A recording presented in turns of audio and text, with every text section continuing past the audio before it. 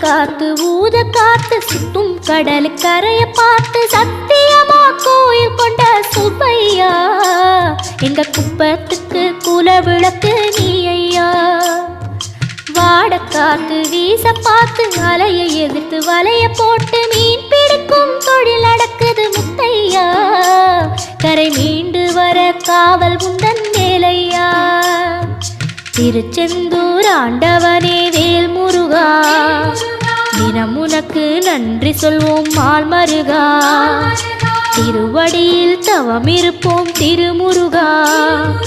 தீப்பெழுது நலமெனவே வடிவழகா.